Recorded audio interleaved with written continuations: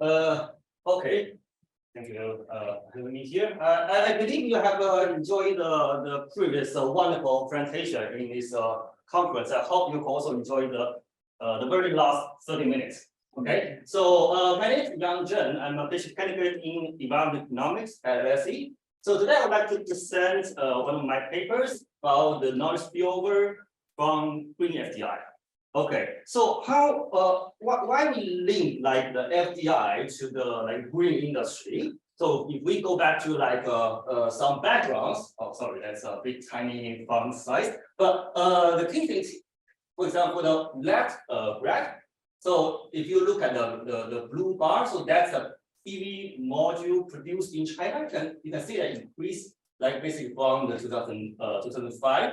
And also the red line here is the percentage of China's made PV panels in the global market. So you can see that it also increased very fast from like 2004 and 2005. So that's also like other green industry in China. It basically have the very similar trend in that period. But if we also look at like the FDI, the right one, sorry, it's not very clear, but that's the FDI inflow into China between 2000 and 2014. So you can also see that it also increased, especially after 2004, they increased at a very fast pace. Okay, so that's because of some special specific event happening in that period, because like China joined the WTO after in 2001, and also China started to supporting the FDI related, they called eco-friendly industry in 2004, and also the renewable energy law enacted in 2005. That's also very it's a milestone for the rapid development of the renewable energy industries. So yeah, well, of course, they're not coincidence like they increase at the same time, but we need to ask like, okay, what FDI really bring to the green industry? Okay, so we thought to, okay, let's look at some literature. Well, in the literature about the theoretical explanation of FDI, they said that, okay, the FDI may have some effect like a demonstration, they have evaluation and competition, pollution haven, noise transfer. But because they have different explanation, different channels, so that's why they have a mixed evidence. Okay, so but in the green industry, if you look at green industry in China, you look at, okay, is there any like specific thing that really show that which channel is the one we need to pursue? So if you look at some practice in green industry in China, there are some very specific industry policies. For example, one is local content requirement. That means that the firms, if they want to sell a product in China, the product should contain a certain amount of percentage of the locally made components. That's usually that's actually usually used in the wind turbine manufacturing in China. And the second one is for the public procurement. That means that it's purchasing is led by the government, this kind of purchasing, but they also add some requirement for this purchasing. For example, you need to make like a certain amount of the parts should be locally made here. And also actually this type of the policy usually use the PV industry, PV industries, manufacturing industry. So you can see both of these two policies. What's the definition of locally made here? Local to China or local within China? Within China. So like a specific, would it be a specific region of China, or would it just be it has to? Well, that would be kind of most of the time it's just within China, but there are some, I mean, it's a big kind of each local government, they may have the difference, they may have their own industry policy. So some of them, they say, okay, you need to produce in this province, for example, but generally it's within China. Okay, cool, thanks. So you can see both of these policies, they all aim at, okay, they want to promote the local manufacturing in China. So that's why we think, I think that, so the impact of the FDI on Chinese green industry is usually related to this production, this arrangement. So probably we spill over via the supply chain. So that's why I try to focus on the supply chain. So I'll try to identify the contribution of FDI to green noise spillover in China, and particularly focus on the supply chain. But if we want to do that, there are some challenges we need to deal with. There's some research gap. First, how to measure FDI? Just use generic FDI, general FDI. Well, because we can see that there are a lot of investment there. There's unrelated to the environmentally friendly activities, or they even negatively contribute to the environmental performance. So if we use that generic FDI to measure, then it means that this estimation may encounter a lot of ambiguity in quantify how much FDI can contribute to the greenhouse spillover. Okay, so that means that this paper we need to find some new measures of FDI. Second, of course, endogenous relationship. If we think about FDI and domestic green innovation, well, that's very likely have a reverse causality, also some omit variables problem there. So we need to find some causality strategy. But they have some papers there, but they're very limited evidence and only focus on the generic FDI. So in this paper, I need to do is that to identify, find the strategy targeted on the green FDI. Okay, so in this paper, the first thing I need to do, define green FDI. What's green FDI? So I developed four new approach, four new approach. So if foreign investing firms involved in the environmentally friendly commercial activities. Walk around. Okay, I need to slow. Yes, thank you very much. So in the foreign investment firm, I just call the FDI firms. Okay, so I try to find what FDI firms are green FDI firms. Okay, I try to use the basic text description of the FDI firms business. I also use the patented activities in these FDI firms and their foreign investors to define what's green FDI. Second, I need to identify the impact of knowledge stock from green FDI firms on the domestic firms' green innovation. And for this, I use the policy change in China's FDI opening up regulations as an instrument variables. Okay, there's more details about policy. I need to talk about this later. And the result, I find that the knowledge stock from the downstream green FDI, actually they can facilitate the green innovation of domestic firms. Actually, this one echoes those the industry policy, because they want those policy, they want they want the local firm can engage in this production as suppliers. So actually, this echo that practice. And also, I find that there's stronger spillover effect, noise spillover effect on the high quality green innovation. And also, there's some the location of green FDI, the technology proximity between the industry and the environmental strategy of the green FDI origin countries actually also affect this noise spillover effect. Okay. So my paper actually they speak to some thread of literature. First, it's related to the empirical research using the FDI lab data. But for this type of this kind of research, the one challenge issue is that there are some lack of detailed and high quality FDI data, especially for the developing countries. So for these papers, I focus on China. I collect very comprehensive information of FDI activities in China, and then try to provide the first empirical study on China's green FDI activities. And second, this paper, of course, adds some understanding to the definition of green FDI. So because previously there's not many discussion on that, or there's some debates on that, but it's a bit rough. Like in some policy discussion, they set some rough guideline. Okay, it should be pro-environment, involve some clean production, but how could be used in the empirical study? It is not very specific and concrete. Actually, there are some pioneering efforts by two papers here. They try to define what's green FDI in empirical study, but for this paper, I try to build upon their efforts and to improve the definition of green FDI. So you know, Yeah, please. you know which firm is investing in China?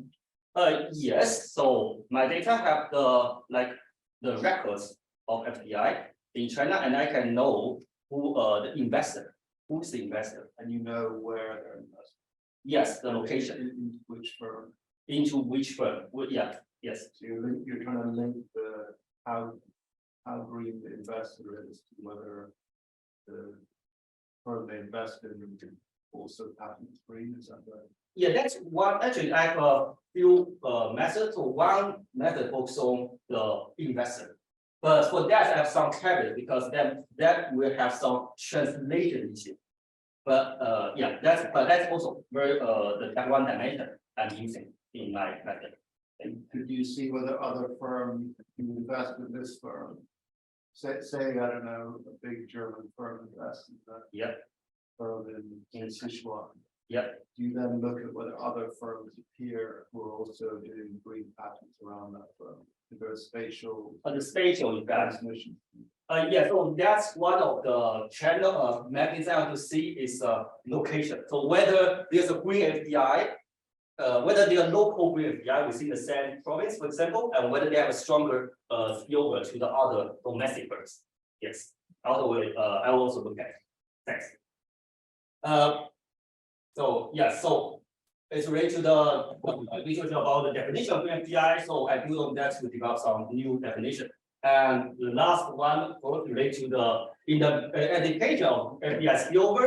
In the previous literature, in recent years, they have several papers use different strategy. They all target on the generic FDI. So here, what I need to do is try to construct the strategy target at the green FDI and try to provide the causal evidence on this. Okay.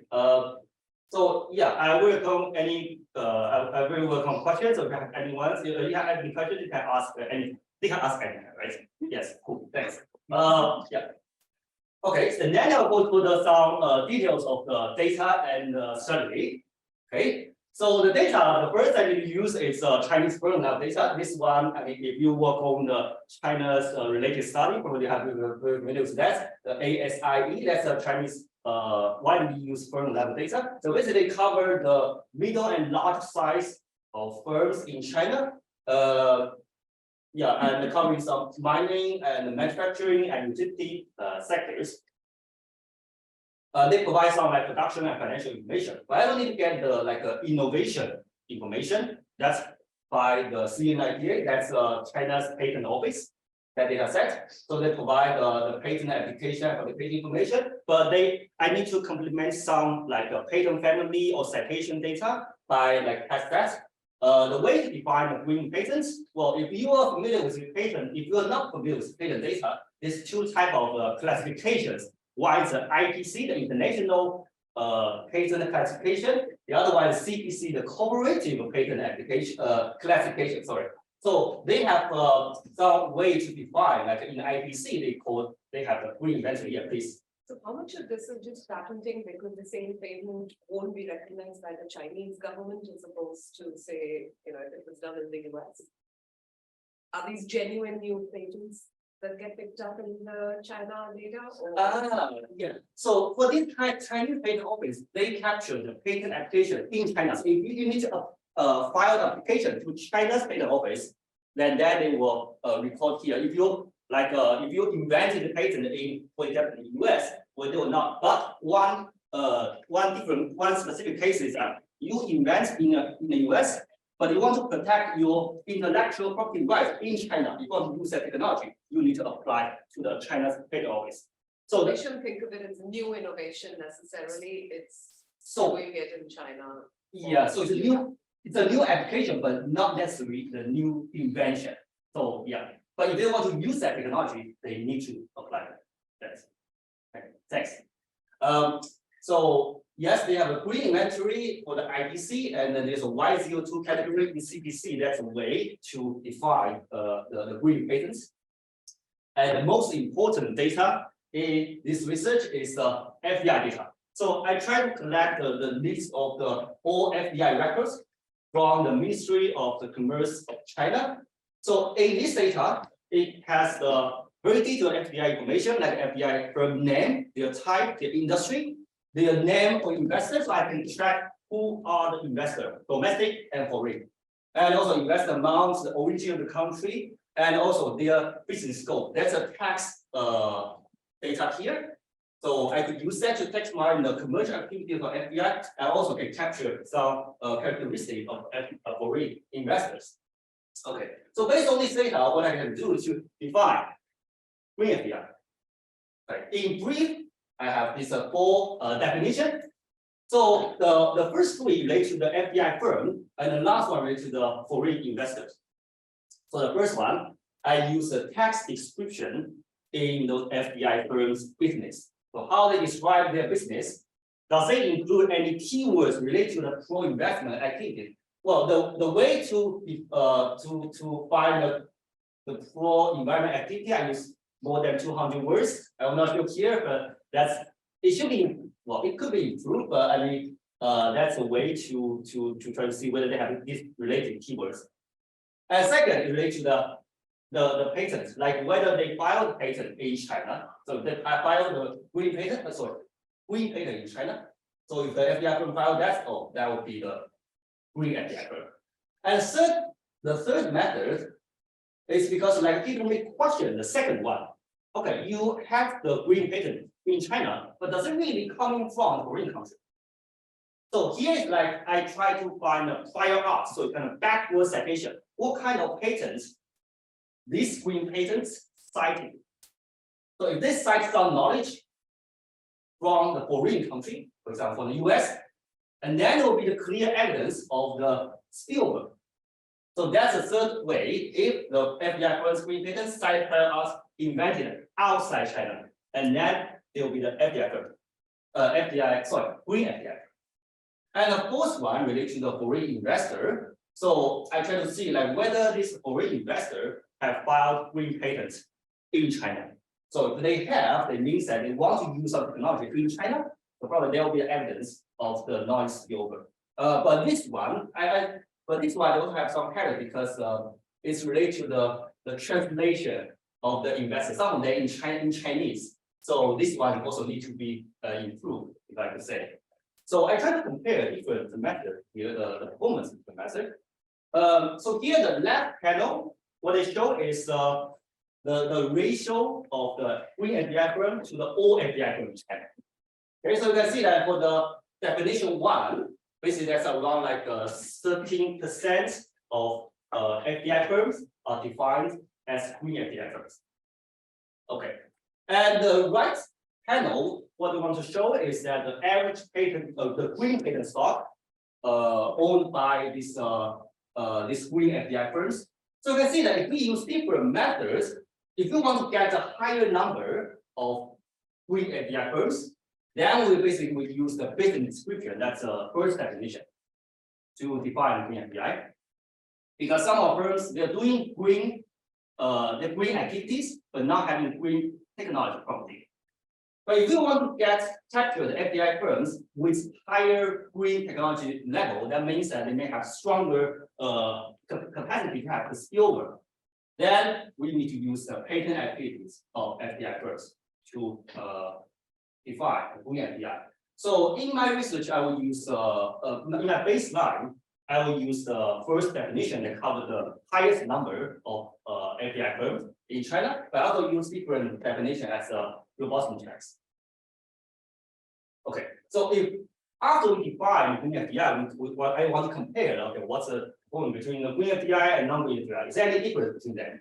So here we can see that. So yeah, they have basically they have the green FDI firm. They are since they are large size with respect to the assets, employees, and also overall overall patent stock, that's overall innovation capacity. But also there are very huge discrepancy in between the FDI, green FDI, non-green FDI in the green innovation capacity. So you can see that, I mean, yes, I mean, if you control like this, well, they can explain some parts of the difference with respect to the green innovation capacity. But here, if you look at this, the magnitude of descriptions, So actually, there's still some discrepancy can't be well explained by other generic factors. So that's why I think that's important to define the green FDI because it can capture something, that's not captured by those generic factors. Okay. So yeah, okay. So then because I would like to focus on like a spillover via the supply chain. So then this kind of the noise stock will construct based on the like industry linkage. So I will try to construct the green FDI noise stock within the same industry or in the different like downstream or upstream industry. So for the green FDI noise stock within the same industry, I call the horizontal one. So that's basically just a summation of the green patent stock of green FDI within the same industry. Okay, so yeah, just summation of the all the green FDI's noise stock. That's for the horizontal one. I also want to see like what's green noise stock in the upstream and in the downstream industry. And then we resort to the input-output table. So here is I follow it's I think it's a widely used method in the FDI literature. So they will use the it's kind of they aggregate all of the, for example, for the downstream green FDI noise stock, so aggregates all of the FDI noise stock in the downstream industry. So one industry may have a different several downstream industries, so aggregate that. But this aggregation weighted by the industry's output, the ratio of this industry output supply to its downstream industry. So kind of exposure to the downstream industry. And then similarly, I can also construct the upstream green FDI noise stocks. So it's still the aggregation of the green FDI noise stock in the upstream, but that's weighted by the input purchase from the upstream industry, how much they expose to each upstream industry. Okay. Yeah, after have this, and then I can have the very basic regression here. So the outcome will be the green patents, family counts, and citation. So one is for the quantity, one is for the quality measure. So at the right hand side, that's a green FDI non-stock. That's exposure of domestic firm to the same industry, the downstream industry, to the upstream industry. I also control some the firm level control variables and some fixed facts. And the model I use is a possible model because it's a count data in the outcome. But if I just run this, that's just correlation, not sanity. So I need to use is the instrument variable here. The instrument variable I'm using is China's FDI opening up policy. It's a bit complicated, so but I try to explain it more clearly. So there's one catalog. They call the catalog for the guidance of foreign investment industries. So that's the catalog to regulate what kind of product to be opened to FDI. So they have 4 categories here for the products: prohibited, the supported, permitted, restricted, and prohibited. Supported means that okay, if for this kind of products, the FDI can enjoy some preferential policy. For permitted, it's just no restriction. Restricted one may have some restriction, for example, for the ceiling of the foreign ownership. And actually, this is not just one-time policy. This catalog has been changed over years. There are several ways of the modification of this catalog. So each time they open up many of the output to FDI.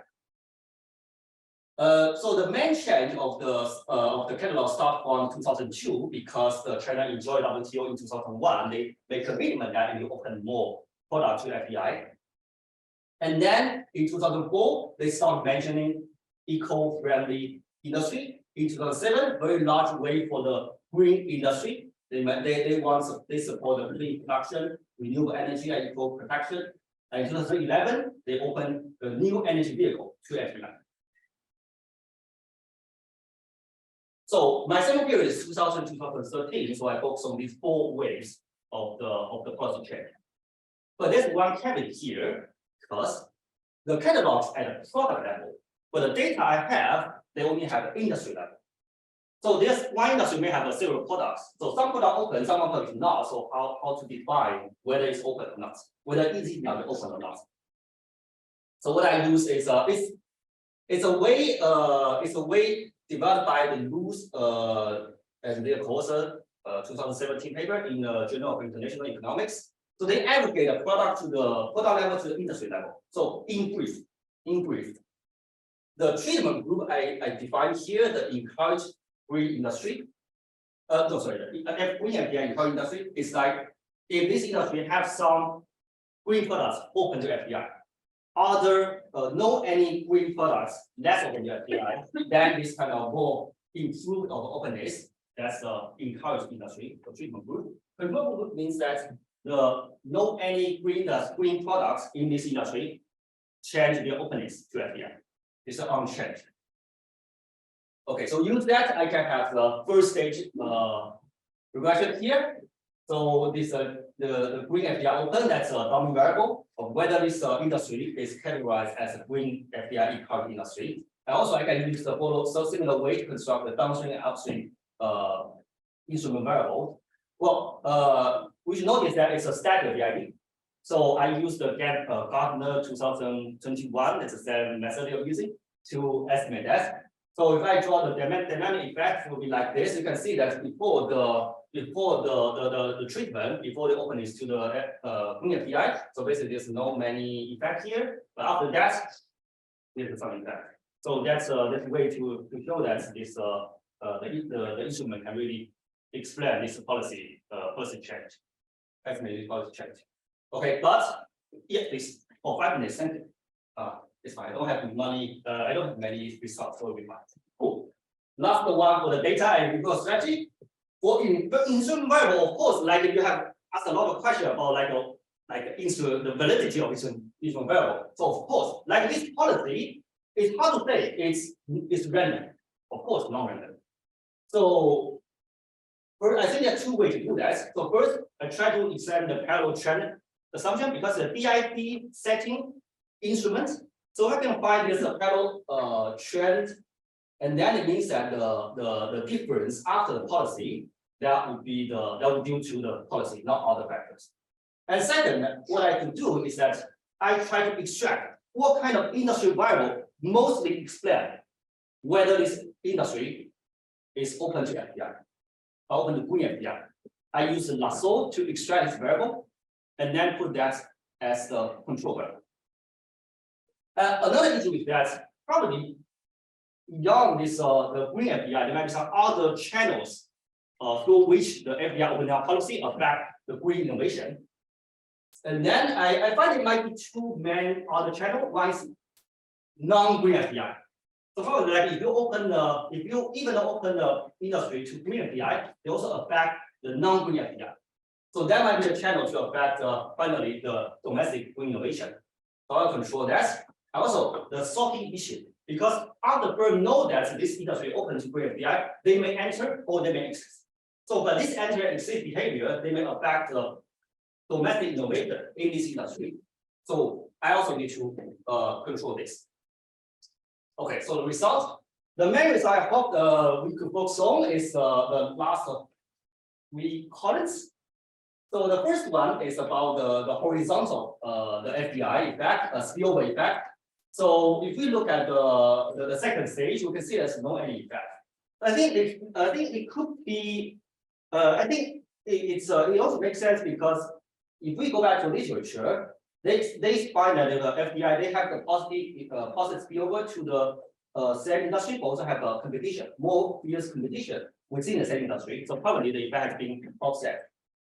But our focus in this paper, my focus on this paper is the downstream green FDI. So you can see that if there's there's a 0 point because it's a possible model and this independent variable has been taken log. So that could be explained as an elasticity. So if this 1% increase in the green FDI now stock in downstream, And then there will be 0.732% increase in domestic firms' green innovation. So that means that if there are more green knowledge in the downstream green FDI, and then the domestic firm will benefit more from that. And that also echoes the practice in the Chinese green industry, because that's what those green industry policies want. And you can also see that some effect in the upstream green FDI, but I should take my reserved view for that, because I find that there's probably some weak instrument variability. And also in my other robustness checks, some of them didn't pass the test. So I should be aware of that. So now I don't want to over-interpret, so I just focus on the downstream green FDI gap. I also do some robustness checks about the instrument variable validity and the control for the substrate. That's the other very important industry policy here. But it's not really related to how FDI facilitates the greenhouse spillover. So I only control that, not also. I think when you have the paper for that. So probably you may have a better answer for this policies effect. And also have other threshold and definition of green FDI as a robustness checks.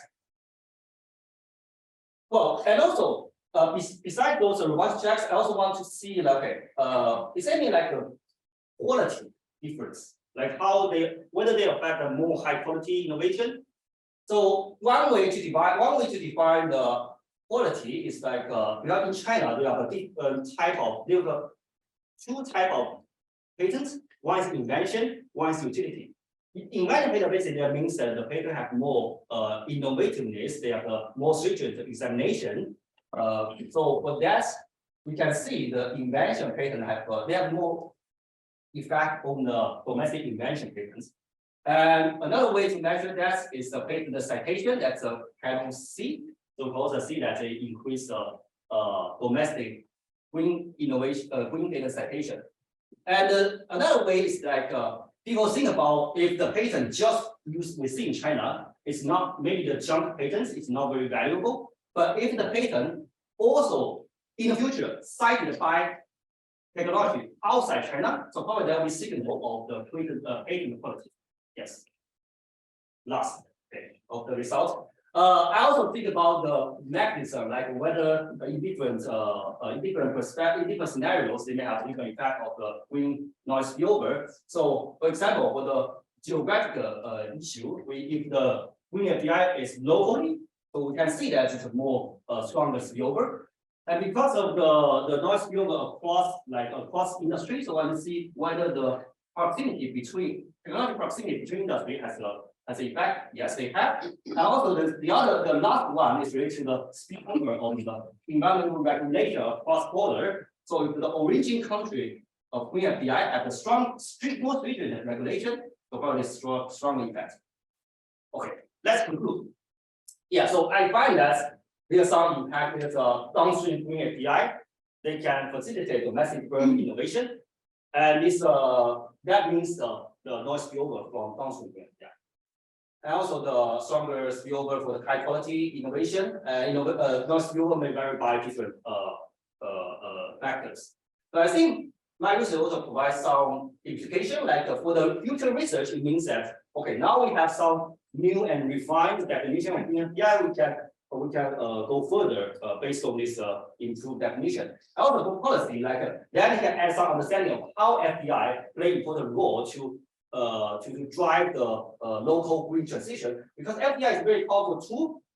Many countries, developing countries, use that as a way to achieve local green transition. But we need to have this understanding and know how to harness this powerful tool. Okay, so yes, that's finished. Thank you for having me here. That's my presentation. Thank you very much.